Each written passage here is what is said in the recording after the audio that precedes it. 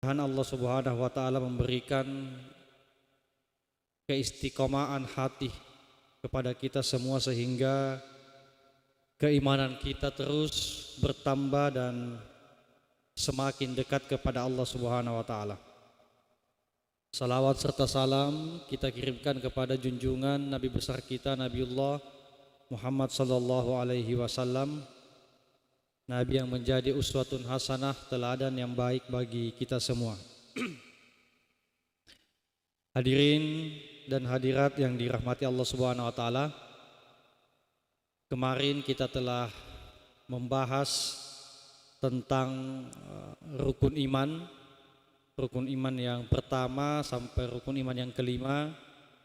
Nah, pada hari ini insyaallah kita masuk pada rukun iman yang terakhir, yaitu tentang iman kepada qada dan qadar.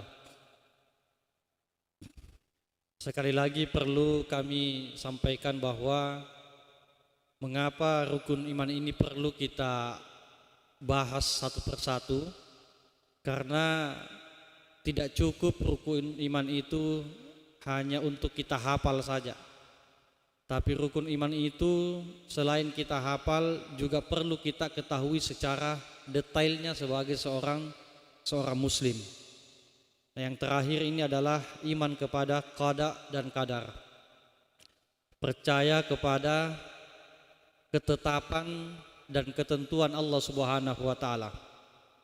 Bahwasanya di dalam kehidupan kita ini itu ada namanya qada dan qadarnya Allah Subhanahu wa taala.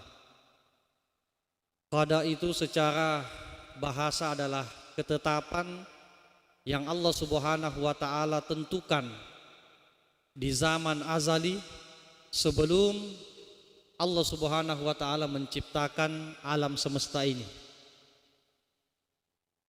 Kalau qadar itu secara bahasa adalah ukuran, ketentuan, hasil dari ketetapan yang Allah tetapkan di zaman azali, itulah yang namanya qadar.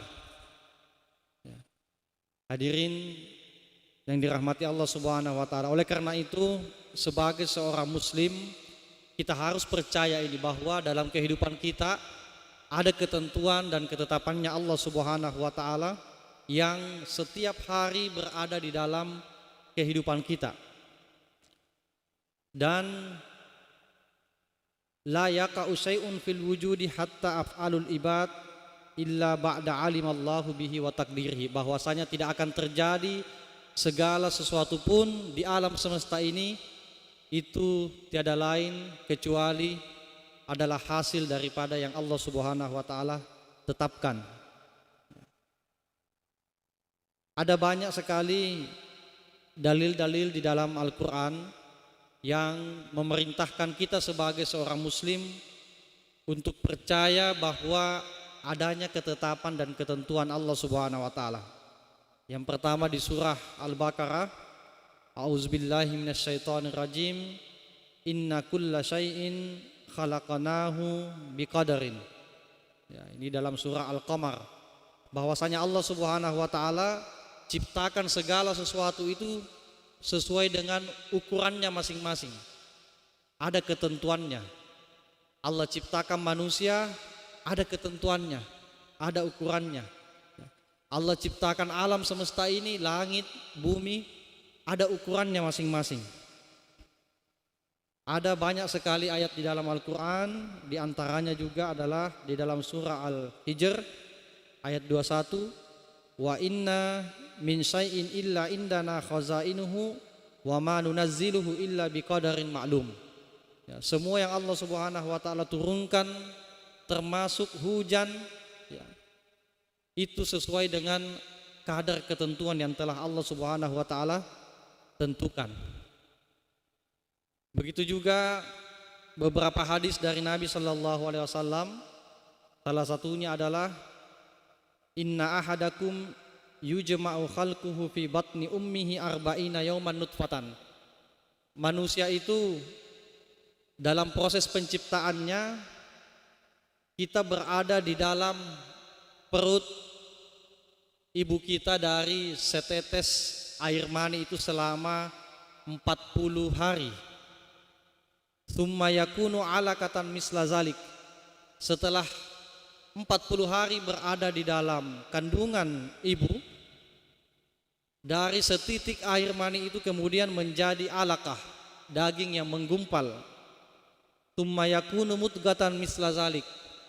Kemudian berubah menjadi mudghah, segumpal daging. Tsumma yursilu ilaihi al-malaku fayamfukhu fihi ruh. Kemudian diutuslah malaikat utusan Allah Subhanahu wa taala yang ditugaskan untuk meniupkan ruh ya, di dalam rahim ibu kita. Itu dalam 40 hari. Wa yu'maru bi arba'i kalimatin. Nah, kemudian sebelum kita lahir, ketika kita masih berada di alam rahim, Allah Subhanahu wa taala tetapkan 4 hal kepada manusia. Yang pertama adalah bikat birizkihi. Jadi sebelum kita lahir Allah sudah tetapkan rezeki kita. Wa ajalihi, Allah sudah tetapkan ajal kita, jatah hidup kita berapa lama di dunia ini. Wa amalihi, Allah sudah tetapkan amalan kita nanti di dunia seperti apa. Wa syakiyin au sa'idin, apakah nanti kita akan bahagia ataukah nanti kita akan hidup menderita. Jadi semuanya sebelum kita lahir ke muka bumi ini Allah Subhanahu wa taala sudah tetapkan 4 hal di dalam diri kita. Pertama, rezeki kita, ajal kita, amal kita, dan apakah nanti kita akan bahagia ataukah menderita. Hadirin ma'asyiral muslimin rahimakumullah. Oleh karena itu, sebagai seorang muslim, kalau kita mengimani dan percaya kepada qada dan qadar, tentunya ini akan memotivasi kita untuk berusaha lebih bagus dalam kehidupan kita. Memang di dalam Islam ada 2 aliran pendapat tentang qada dan qadar ini. Ada aliran yang namanya aliran qadariyah. Dia memahami qadar itu secara sempit, bahwa manusia itu segala yang dilakukan itu adalah hasil usaha manusia sendiri. Tidak ada campur tangan Allah Subhanahu wa taala. Kemudian ada aliran yang namanya aliran Jabariyah. Ya, mereka berpendapat bahwa manusia itu dengan segala perbuatannya, kehidupannya di muka bumi ini, itu semuanya atas kehendak Allah Subhanahu wa taala. Jadi kalau kita mau makan, itu karena Allah yang menggerakkan badan kita. Kita mau sholat, Allah yang gerakkan badan kita. Ya. Seseorang kalau mencuri, Allah yang gerakkan badannya. Ini pemahaman yang sangat ekstrim tentang qada dan qadar. Ya.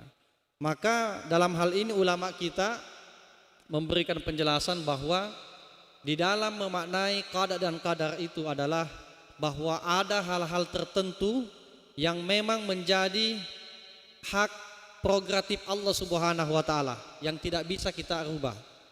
Ada juga hal-hal tertentu yang memang manusia harus punya andil di situ. Ya. Sama seperti Allah Subhanahu wa taala ciptakan alam semesta ini. Itu Allah yang tentukan, tidak ada campur tangan manusia. Allah menciptakan matahari terbit di timur, terbenam di barat, itu sunnatullah. Manusia tidak bisa rubah. Ya. Tapi ada hal-hal yang manusia bisa punya andil di dalam. Ya. Allah Subhanahu wa taala ciptakan kita sebagai laki-laki dan perempuan, itu tidak bisa kita rubah. Itu adalah qadar sunnatullah yang secara keseluruhan merupakan hak prerogatif Allah Subhanahu wa taala. Tapi ada juga yang bisa kita rubah. Ya, seperti rezeki kita. Meskipun Allah Subhanahu wa taala sudah menetapkan rezeki kita sejak kita di dalam rahim, tapi manusia dituntun untuk berusaha menjemput rezekinya. Ya. Apalagi pekerjaan. Ya. Jadi salah beberapa pemahaman bahwa meskipun kita tidak bekerja, Allah itu sudah atur rezeki kita. Kita tinggal saja di rumah berdoa minta rezeki. Ya, padahal tidak seperti itu. Nah, qadar itu adalah Allah memang sudah tentukan, tapi manusia punya andil untuk menjemput di dalamnya, yang kita sebut dengan usaha. Hadirin ma'asyiral muslimin rahimakumullah. Nah, kemudian apa hikmah kita beriman kepada qada dan qadar ini? Bahwa ketika kita menjalani kehidupan kita, kemudian kita menemukan kesulitan hidup, maka tidak ada perasaan protes, tidak ada hati kita ini berontak kepada Allah Subhanahu wa taala. Ya Allah, kenapa engkau saya ciptakan seperti ini? Kenapa saya tidak diciptakan seperti manusia yang lainnya? Ya. Karena Allah Subhanahu wa taala kita yakini telah menentukan, menetapkan kadar kita. Ya, semua ada ukurannya. Hadirin ma'asyiral muslimin rahimakumullah. Ibaratnya bahwa qada dan qadar ini adalah skenario yang Allah Subhanahu wa taala telah tentukan sebelum diciptakannya alam semesta ini. Sama seperti seorang arsitek ketika ingin membuat satu bangunan, maka dia menggambar dulu.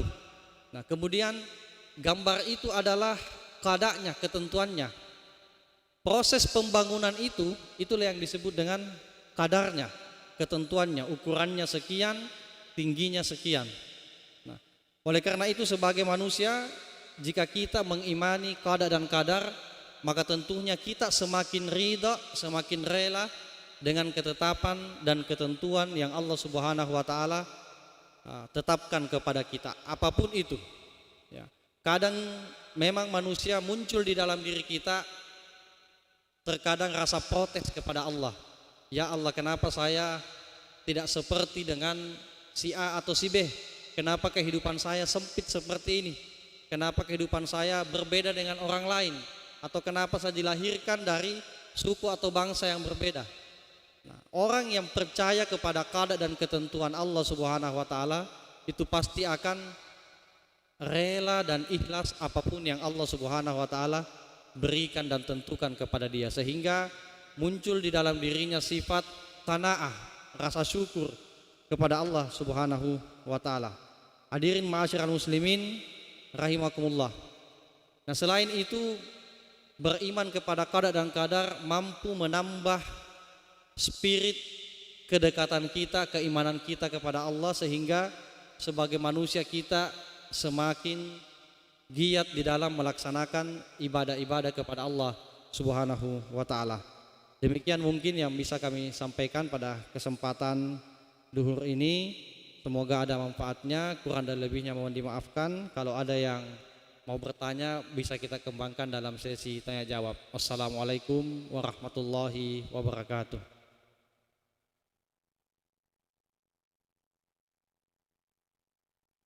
Ada yang mau bertanya, Bapak Ibu? Ya, silakan.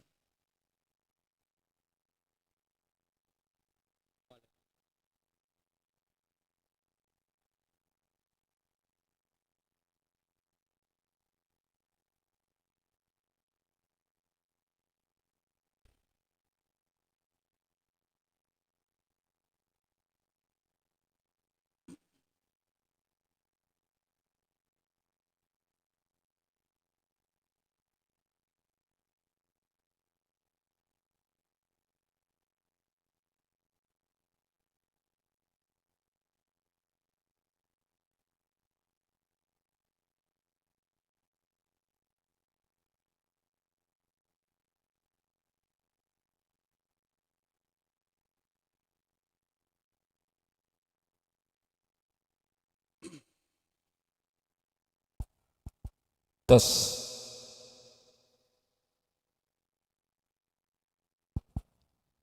Terima kasih.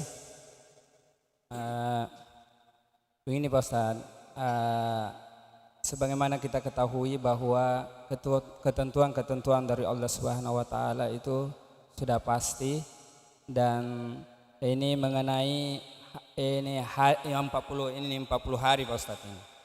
Eh, Rasulullah Shallallahu Alaihi Wasallam diangkat menjadi nabi atau rasul pada usia 40 tahun. Nabi Musa di Bukit Tursina kalau tidak salah itu 40 hari. Nabi Yunus di dalam perut ikan 40 hari. Yang kami ingin tanyakan, apa makna di balik 40 hari itu Pak Ustadz? Karena banyak, sebagaimana tadi Pak Ustadz juga bilang, dititipkan roh di dalam perut ibu selama 40 hari juga. Itu pasti ada Pak Ustadz. Itu mungkin Pak Ustadz bisa jelaskan itu makna yang 40 hari itu bagaimana Pak Ustadz. Terima kasih. Assalamualaikum warahmatullahi wabarakatuh. Ya. Baik, setiap apa yang Allah Subhanahu wa taala tentukan, baik itu menyangkut waktu termasuk yang Bapak katakan tadi angka 40, itu pasti ada makna dan hikmah di baliknya. Sama di dalam Al-Qur'an, kebanyakan angka-angka yang paling banyak disebutkan dalam Al-Qur'an itu adalah angka 7.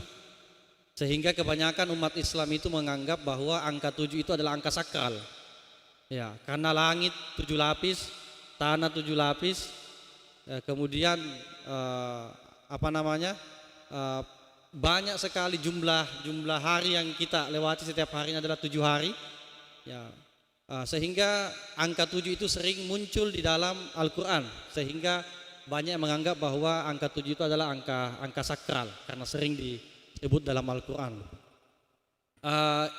Tentunya ini menjadi rahasia Allah Subhanahu wa taala yang kita sebagai hambanya mungkin sampai saat ini belum tahu apa makna di balik angka-angka yang Allah tentukan itu. Ya memang termasuk angka 40 itu banyak disebutkan dalam hadis ataupun di Al-Quran, ya. Seperti tadi kisah Nabi Musa 40 hari di Bukit Tur Sinai. Ya. Wallahu alam, saya belum dapat penjelasannya apa makna di balik angka-angka yang Allah Subhanahu wa taala sebutkan di dalam Al-Quran ataupun yang dikatakan oleh Nabi SAW. Sama seperti angka-angka jumlah rakaat sholat juga. Kenapa kita sholat duhur 4, asar 4, maghrib 3, subuh 2, itu pasti semua ada rahasia di balik itu. Ada memang permasalahan di dalam agama yang namanya ittibai. Artinya ketika itu sudah ditentukan, kita cukup memakai pendekatan keimanan saja untuk percaya. Karena kalau kita pikir-pikir, mau pikirkan kenapa bisa seperti itu, kenapa bisa seperti ini, itu akan lama sekali prosesnya dan tidak akan kita untuk laksanakan perintah itu. Makanya dalam ayat Al-Quran itu dikatakan yarfa'illahu alladzina amanu minkum walladzina utul ilma darajah. Yang paling pertama diangkat derajatnya itu adalah orang yang beriman, baru kemudian orang yang berilmu. Kenapa? Karena yang dituntun dari kita ketika menjalankan perintah adalah beriman dulu. Ya, baru kemudian kalaupun nanti terbukti apa rahasia di balik perintah itu, termasuk dalam hal ini angka-angka itu, ya itu nanti akan dibuktikan di belakang. Wallahu a'lam bishawab. Ya.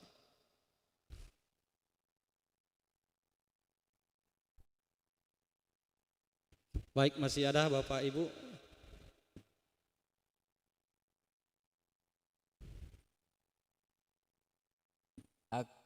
Mungkin pertanyaan Ya. berikutnya Ustadz. Di samping pengertian yang tadi Ustadz sampaikan, yaitu tentang arti qada dan qadar, tentang ketentuan, ya, namun ada pengertian lain yang di luar itu yang mungkin pengembangannya, yaitu qada dan qadar itu ditentukan dengan takdir baik dan takdir buruk. Ya. Sehubungan dengan itu, terkadang ada juga kita masyarakat biasa bertanya-tanya, kan di sekitar kita terkadang kita lihat ada kebaikan, ada kejahatan. Yang ingin kami tanyakan,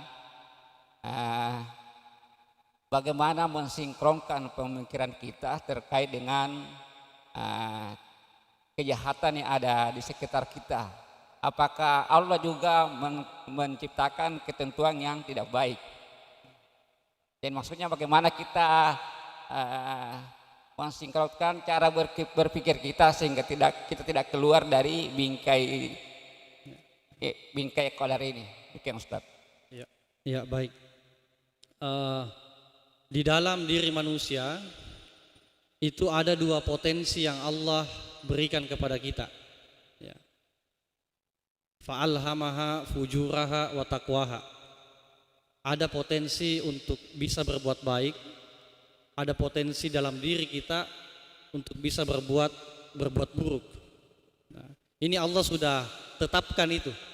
Ya, sudah tentukan di dalam diri kita, manusia itu ada potensinya bisa berbuat baik, bisa berbuat buruk. Berbeda dengan malaikat. Kalau malaikat karena dia tidak dibekali dengan nafsu, ya, makanya apapun yang Allah perintahkan itu dikerjakan, apa yang dilarang itu ditinggalkan. Manusia Allah berikan potensi takwa dan potensi fujur, bisa melakukan kebaikan, bisa melakukan keburukan. Nah, untuk bisa mengasah potensi takwa ini lebih dominan daripada potensi fujur, ini perlu latihan yang luar biasa. Karena setiap hari memang di dalam diri kita ini bergejolak antara baik dan buruk.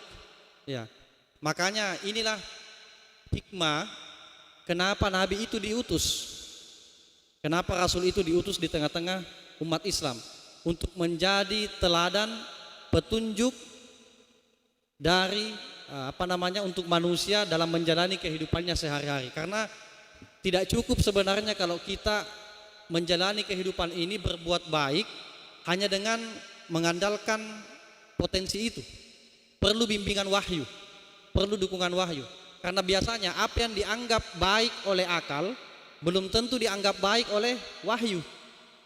Manusia mungkin menganggap bahwa minuman keras itu bagus, apalagi yang tinggal di daerah dingin, karena bisa menghangatkan tubuh. Tapi belum tentu bagus menurut agama.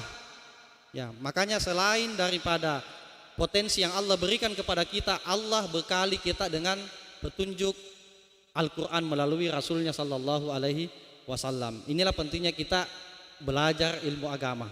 Ya, wallahu a'lam bishawab.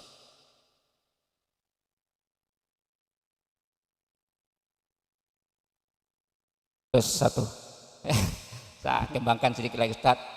Ya, kami pribadi sering mendengar bahwa biasa kalau ada orang yang mungkin kena berbuat kejahatan, ya mungkin yang ukurannya boleh dibilang besar, langsung dibilang itu takdir saya sudah begitu.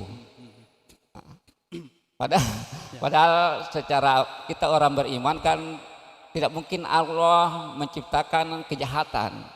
Jadi maksudnya bagaimana mensinkronkan ya tadi cara berpikir kita mengenai qadar itu. Memang di dalam teologi Islam itu ada dua aliran yang berdebat tentang masalah takdir ini, yang tidak pernah habis sampai sekarang, tidak pernah ketemu. Ada aliran Jabariyah namanya, aliran Jabariyah. Aliran Jabariyah itu berpendapat bahwa segala yang dilakukan manusia itu, baik itu perbuatan baik ataupun perbuatan buruk, itu bukan atas kehendaknya, tapi atas kehendak Allah Subhanahu wa taala. Jadi nanti di hari kemudian Allah itu tidak bisa menghisap manusia karena semua yang dia lakukan itu atas kehendak Allah Subhanahu wa taala. Ini pemahaman yang ekstrim terhadap takdir itu, ya. Nah, kemudian ada juga aliran yang namanya Qadariyah. Ini sebaliknya. Semua yang dilakukan oleh manusia itu adalah hasil dari perbuatan manusia itu sendiri. Tidak ada campur tangan Tuhan di dalamnya. Ini perlu kita luruskan karena di dalam akidah Ahlus Sunnah wal Jamaah tidak seperti itu. Karena kita ini Ahlus Sunnah wal Jamaah meyakini bahwa takdir itu ada yang ruangnya itu adalah sepenuhnya ruangnya Allah, ada juga yang sepenuhnya ada yang manusia punya kontribusi di situ. Ya, seperti seumpamanya ketika kita tidur, ya. Ketika kita tidur itu adalah ruangnya Allah di situ. Ya, Allah yang membuat kita tidur, bukan kita yang ciptakan perbuatan itu. Ya. Sama seperti mencari rezeki, jodoh. Ya. Itu manusia harus punya usaha menjemput itu. Tidak boleh kita katakan meskipun saya tinggal di rumah ada di Allah Subhanahu wa taala yang kasih saya rezeki karena rezeki saya sudah ditentukan. Ada hal-hal tertentu yang manusia dituntut untuk berusaha, berusaha menjemput apa yang dia cari.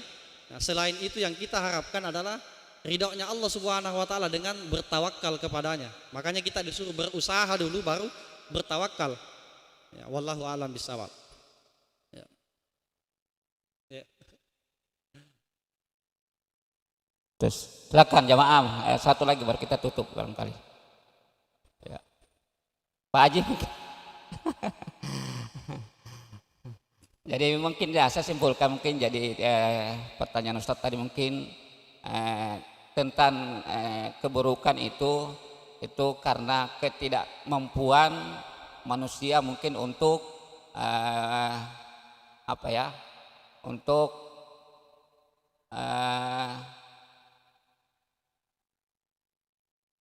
mengadakan Allah di dalam hatinya, sehingga keluar istilah mungkin dibilang takdir buruk. Ya. Ya, itu maksudnya itu hanya permainan kata-kata saja. Sebenarnya tidak ada, Allah tidak pernah seperti Allah tidak pernah menciptakan takdir yang buruk. Hanya mungkin istilahnya karena ketidakmampuan kita mengadakan Allah di dalam hati kita sehingga keluar istilah untuk mempermulai istilah bilang takdir buruk atau yang hal-hal kejahatan. Ya, mungkin begitu. Ya. Ya.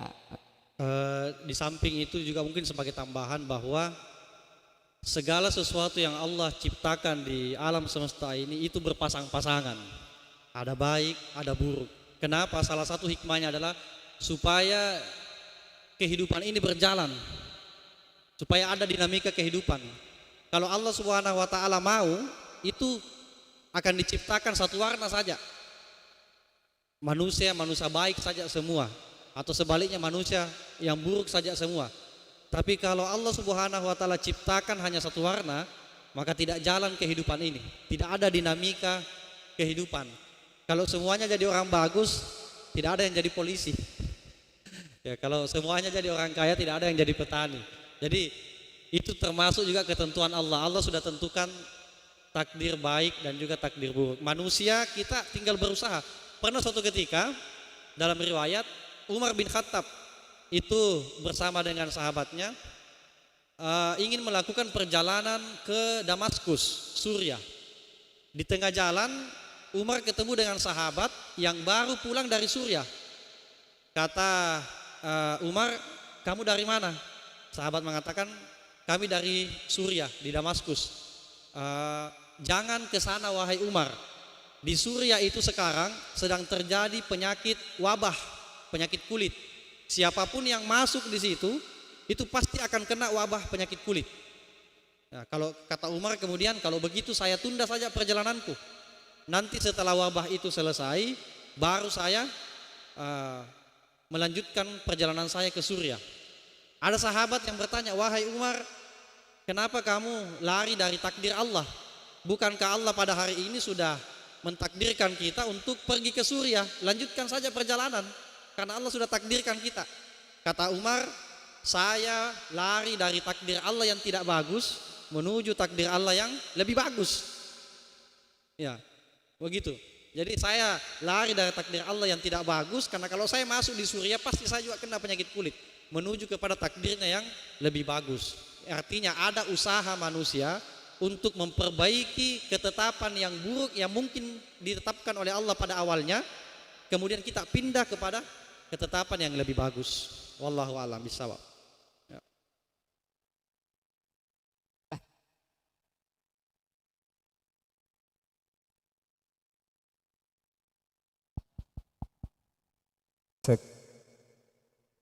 Mumpung masih ada sedikit waktu, Ustaz. Ya. Siapa tahu ada yang mau tanya.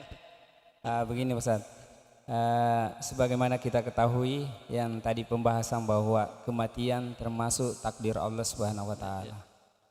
Dan pernah juga ada orang yang bertanya, iseng-iseng bertanya, kalau kematian itu adalah takdir Allah, bagaimana itu yang bunuh diri? Apa memang sudah ditakdirkan oleh Allah Subhanahu wa taala bahwa kamu nanti bunuh diri? Dan bagaimana itu Ustaz? Mohon penjelasannya Ustaz. Iya. Kembali lagi bahwa semua yang terjadi di dalam kehidupan kita ini itu Allah sudah tentukan dalam qada'nya. Jadi ada namanya qada'. Qada' itu Allah sudah tentukan sebelum manusia itu diciptakan. Realisasinya itu yang disebut dengan takdir, hasilnya. Ya. Termasuk ya kalau yang bunuh diri itu ini juga masih dalam pembahasan perdebatan ulama teologi sebenarnya. Apakah bunuh diri itu ketetapan atau tidak? Tapi kebanyakan ulama kita menganggap bahwa orang yang melakukan bunuh diri itu juga adalah Allah Subhanahu wa taala sudah tentukan akhir kehidupannya seperti itu. Cuma yang menjadi permasalahan statusnya nanti. Apakah dia nanti masuk surga atau neraka? Ya. Ada yang mengatakan bahwa orang yang melakukan bunuh diri itu jelas masuk neraka. Kenapa? Karena dia mengambil haknya malaikat. Mengambil haknya malaikat. Haknya manusia saja itu kita berdosa, apalagi haknya malaikat. Ya. Yang kedua ada yang mengatakan bahwa orang yang melakukan bunuh diri itu antara surga dengan neraka tempatnya. Ya, antara surga dengan neraka. Wallahu alam, kita tidak pernah juga ke surga, tidak pernah juga ke neraka. Itu masalah pendapat saja. Yang jelas apapun yang terjadi pada diri manusia, selain ada ketetapan dari Allah, juga ada andilnya manusia di situ. Ada kontribusinya manusia. Ya. Tapi finishnya sebenarnya adalah ya takdirnya memang begitu. Itulah hikmahnya kita mengimani qada dan qadar, supaya kita tidak protes sama Allah, supaya kita ikhlas. Oh alhamdulillah, Tuhan sudah tentukan itu. Ada orang kecelakaan, meninggal masih muda, ya masih muda, masih panjang perjalanannya. Kalau kita tidak percaya kepada qada dan qadar, itu biasa orang menangisi kematiannya, apalagi orang yang sangat disayang sampai berontak-berontak, ya sampai menyiksa dirinya. Nah ini yang dilarang dalam agama. Nah hikmahnya kita beriman kepada qada dan qadar supaya hati kita ridha terhadap apapun yang Allah tentukan kepada kita, termasuk tadi peristiwa bunuh diri itu. Wallahu a'lam bishawab.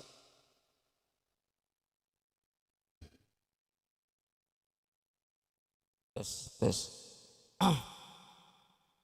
Baik Bapak Ibu peserta kajian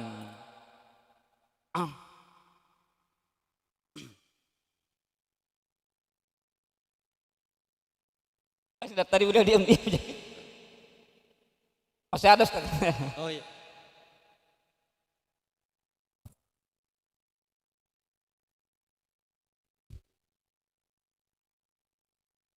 Assalamualaikum warahmatullahi wabarakatuh.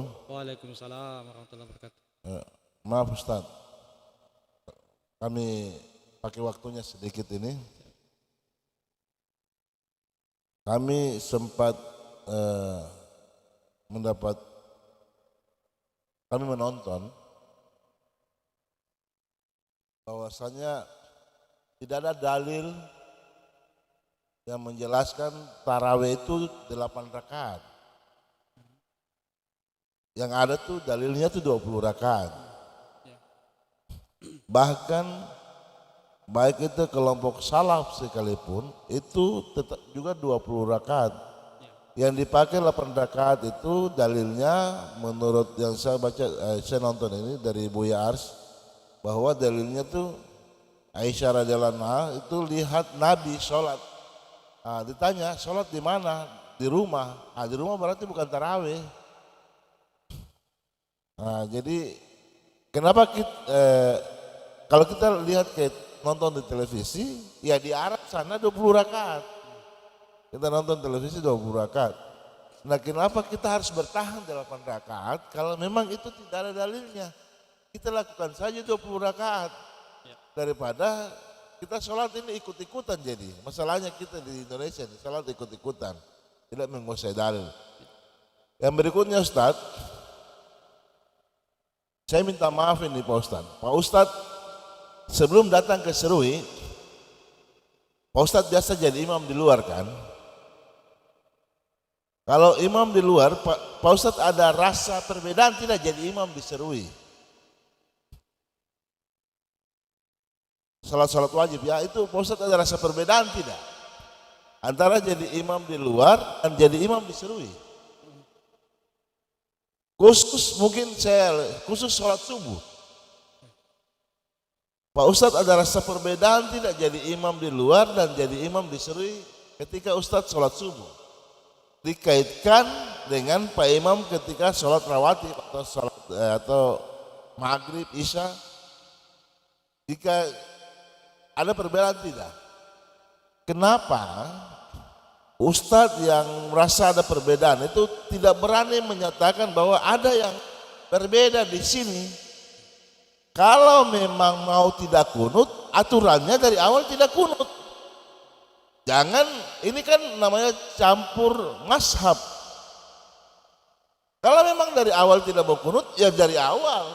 Tata caranya, basmalahnya sir, doanya sir masing-masing infirodi. Ini kita basmalah, jahar, doa bersama-sama, tidak kunut. Kita sholat yang lain, doa bersama-sama. Maghrib, semua kelihatan. Oh loh, ada imam baru diancam nanti diganti, imamnya tidak berani. Nah ini, Ustaz kalau rasa perbedaan, sampaikan sama pengurusnya.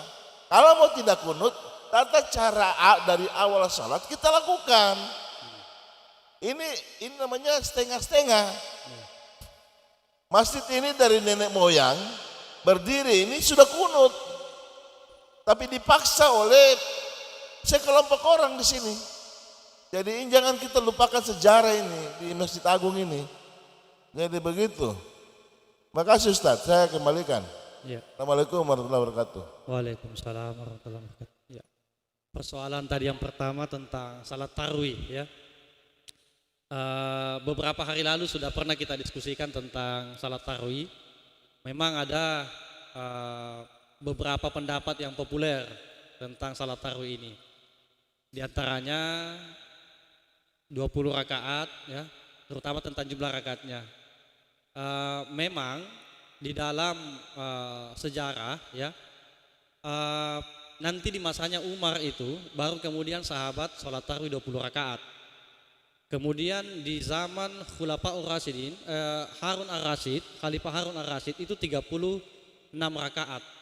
Ya, 36 rakaat. Ada juga pendapat yang melakukan salat tarawih itu dengan jumlah rakaat 8 seperti yang kita lakukan di masjid kita ini. Itu diperpegangi dari hadis Nabi Sallallahu Alaihi Wasallam yang diriwayatkan oleh Aisyah. Ya, hadisnya dari Aisyah. Aisyah mengatakan makana yazidu sallallahu alaihi wasallam min ihda asyara rakaatin, bahwa Nabi SAW itu melaksanakan sholat sunnah ya 11 rakaat termasuk dengan witirnya, sehingga hadis inilah yang diperpegangi oleh pendapat yang melaksanakan salat tarawih sebanyak 8 rakaat. Tapi yang populer adalah 20 rakaat. Sebenarnya kalau kita mau ikut sunnah itu memang 20 rakaat atau paling tidak 36 rakaat. Memang ada hadisnya Aisyah 11 rakaat sama witir, itulah yang diperpegangi oleh pendapat yang mengatakan tarawih itu 8 rakaat. Tapi ada juga yang menguatkan bahwa ini kan sholat sunnah. Sholat sunnah itu ada batas maksimalnya, ada batas minimalnya. Sama sholat duha. Sholat duha itu kan minimal 2 rakaat bisa, meskipun tidak 12 rakaat. Ya. Salat tarawih aja seperti itu, ada yang mengatakan meskipun kita tidak 20 rakaat, kita ambil jalan tengahnya saja 8 rakaat. Karena di Indonesia sebenarnya masyarakat kita ini suka kalau singkat. Ini budaya juga, pengaruh budaya. Mau cepat, kurang rakaatnya dan mau cepat bacanya. Nah, karena selera kita umat Islam di Indonesia yang beda-beda. Ada yang suka panjang-panjang, ya, ada yang suka memang singkat dan ya kreatif caranya. Ada juga yang 20 rakaat tapi dalam waktu 7 menit saja. Ini lebih parah lagi. Ya, 7 menit dalam 20 rakaat 7 menit. Ya. Nah, inilah apa namanya? Saya tidak bisa mengatakan bahwa pendapat ini salah atau benar. Yang jelas ini adalah masalah furu'iyah. Masalah furu'iyah. Masalah furu'iyah tidak apa-apa kita berbeda. Bahkan imam mazhab sekalipun itu berbeda. Makanya lahir imam 4 mazhab. Andai kata tidak boleh berbeda dalam furu'iyah, maka mazhab di dalam Islam itu cuma satu. Tidak ada namanya mazhab Syafi'i, Hanafi, Hambali. Mereka juga berbeda pendapat dalam masalah wudhu seumpamanya. Ada yang mengatakan bahwa menyentuh lawan jenis itu membatalkan wudhu. Ada yang mengatakan menyentuh lawan jenis ketika kita berwudhu itu tidak batal wudhu. Yang penting tidak diikuti dengan syahwat. Ya, ada yang mengatakan bahwa yang dimaksud dengan menyentuh itu bukan sentuhan kulit, tapi adalah hubungan suami istri yang membatalkan wudhu. Ini berbeda pendapat ulama dalam masalah furu'iyah karena berbeda pemahaman terhadap ayat atau hadis. Ya, karena pikiran kita tidak sama, manusia itu tidak sama pemikirannya, berbeda-beda, dan perbedaan itu adalah hal yang wajar, hal yang sunnatullah. Ya, tidak mungkin kita satu pendapat. Ya, jadi kalau dalam masalah furu'iyah saya rasa tidak ada masalah kita berbeda. Yang penting jangan kita berbeda dalam hal usuliyah, rukun iman dan rukun Islam. Nah, tidak boleh kita berbeda pendapat bahwa Tuhan itu lebih dari satu, itu tidak boleh. Tapi dalam masalah furu'iyah, pemahaman fikih berdasarkan ayat Al-Quran ataupun sunnah itu tidak apa-apa kita berbeda. Yang kedua mungkin ya ini saya ya memang dari awal saya sudah pernah sampaikan sama Pak Haji Arsyad bahwa beliau menginformasikan bahwa kalau kita sholat subuh itu di sini tidak kunut. Saya tanya, ketika baca Al-Fatihah basmalahnya dijaharkan atau tidak? Ya, dia bilang dijaharkan. Nah, padahal sebenarnya jahar basmalah dengan kunut itu satu paket. Kalau kita jahar basmalah salat subuh, maka harus juga ikut kunutnya kalau kita mau ikut imam mazhab. Itu seperti itu. Kalau kita tidak mau kunut tidak salah juga.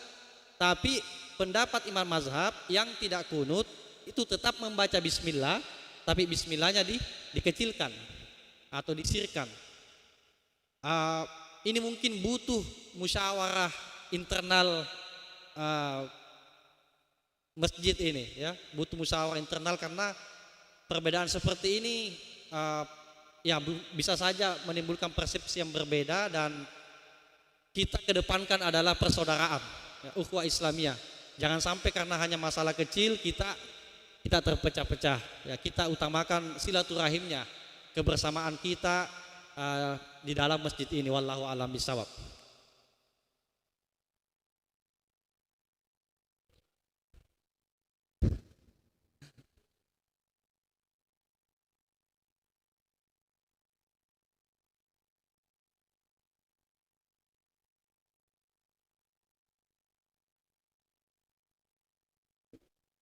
Ya.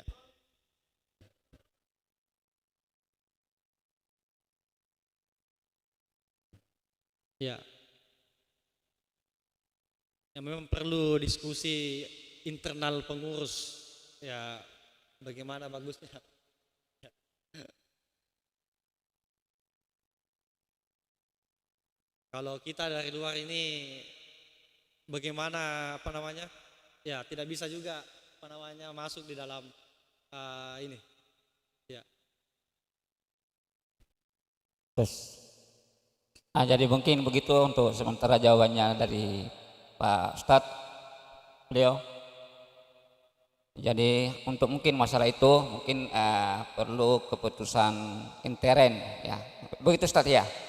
Ya. Baik. Mungkin kita cukupkan tanya jawab kita pada sesi siang hari ini. Insya Allah besok masih ada Pak Ustadz. Besok saya izin dulu. Oh, di break dulu. Ya, di break dulu besok. Oh, ya. Baik. Demikian sesi tanya jawab kita untuk materi hari ini, seolah kita bisa sama-sama mengambil manfaat terkait dengan materi qada dan qadar ini, dan semoga lebih meningkatkan keimanan kita kepada Allah Subhanahu wa taala. Mari kita sama-sama sempurnakan kajian kita dengan kita tutup dengan membaca doa kafaratul majelis. Subhanaka Allahumma wa bihamdika asyhadu an la ilaha illa anta astaghfiruka wa atubu ilaik. Wassalamualaikum warahmatullahi wabarakatuh.